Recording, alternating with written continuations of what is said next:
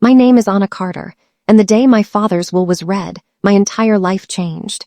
I watched my older sister Emily smile as the lawyer opened the envelope that would decide our future. For years, my father had told us the same thing. Everything I built will belong to both of you equally. Never questioned him. Why would I? He had always treated us fairly. Or at least, that's what I believed. When the lawyer finally looked up from the document, the room became so quiet that I could hear my own heartbeat. Then he said the words that shattered my world. According to your father's final will, the entire estate will pass to Emily Carter. I froze, the family mansion, the business, the savings, the investment accounts, everything, and me nothing. I thought it had to be a mistake. There has to be another document, I said. The lawyer slowly shook his head. I'm sorry, Anna. Before I could say another word, Emily leaned back in her chair with a small smile. Dad changed his mind. My mother didn't defend me. She simply looked away. That hurt even more. I had spent 10 years helping my father build the company. I worked late nights, skipped vacations, missed birthdays. I wasn't just his daughter. I was part of everything he created, yet somehow I had been erased from his final wishes. That evening, Emily handed me a single key. It doesn't open the house, she said. It opens the guest room. You have until tomorrow morning to leave. At that moment, I realized I hadn't just lost my father. I had lost my family, or at least, that's what I thought. The next morning, I packed everything I owned into the trunk of my old car, 3 suitcases, a few family photos, and a box of documents from my office. Emily stood at the front door with her arms crossed. She didn't look sad. She didn't even look guilty. She simply watched me leave as if I had never belonged there. As I drove away, I looked in the rearview mirror one last time. The house where I had grown up slowly disappeared behind me. I never imagined that it would be the last time I saw it for almost 2 years.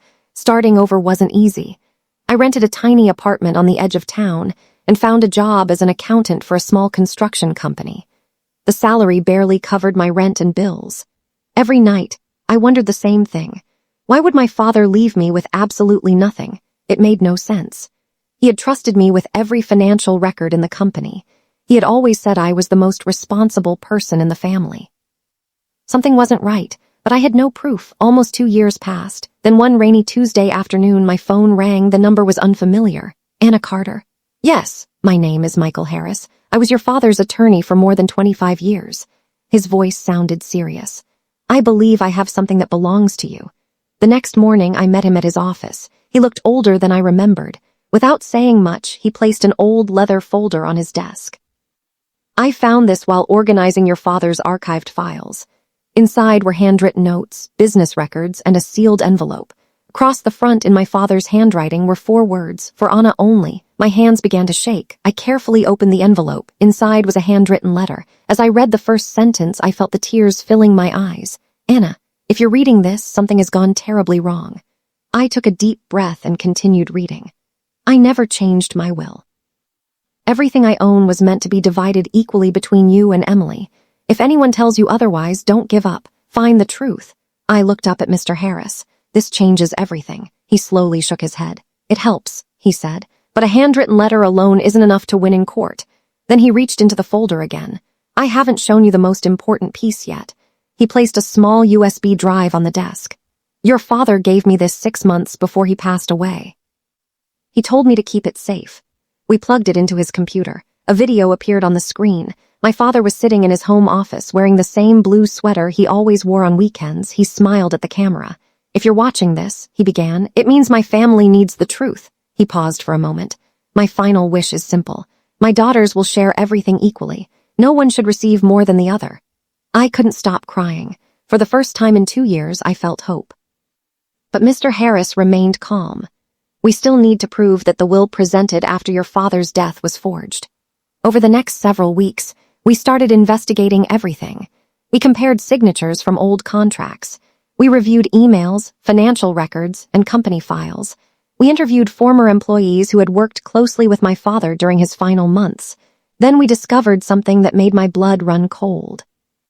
The so-called final will had been registered just 4 days before my father's death. At that time, he was already in the hospital. According to his medical records, he was heavily sedated and too weak to sign legal documents. It was impossible. Someone had forged the will. And for the first time, all the evidence pointed toward one person, my sister, Emily. Mr. Harris looked at me and said quietly, Anna, I think it's time to take this to court. I nodded without hesitation. After 2 years of silence, I was finally ready to fight back. 3 weeks later, our lawsuit was officially filed. The moment Emily received the court papers, she called me. Her voice was calm, almost amused. "So you're really doing this?" "I'm not fighting for money," I replied. "I'm fighting for the truth," she laughed. "Lose again, Anna, just like you lost everything 2 years ago." She hung up before I could answer. A month later, the trial began. The courtroom was packed. Journalists filled the back rows. Former employees of my father's company had come to watch. Even distant relatives showed up, hopping to witness the family drama. Emily walked into the courtroom wearing an expensive designer suit. She looked completely confident. As she passed by me, she smiled. It wasn't a friendly smile. It was the smile of someone who believed they had already won. The judge entered, and everyone stood.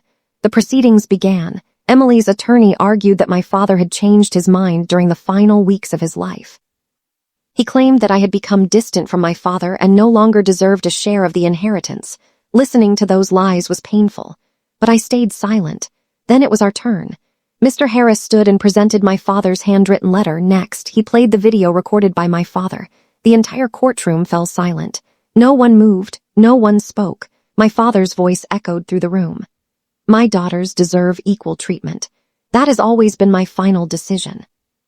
The first time, I saw uncertainty on Emily's face, but the judge wasn't ready to make a decision yet. "We need scientific evidence," he said. The first witness was a forensic handwriting expert. He compared dozens of authentic signatures from contracts, tax records, and business agreements with the signature on the final will. After nearly an hour of analysis, he looked directly at the judge. "In my professional opinion, this signature was not written by Robert Carter." The courtroom erupted in whispers. Emily's lawyer immediately objected, but the judge simply nodded. "This court will hear from the second expert." And that's when everything started to fall apart for Emily.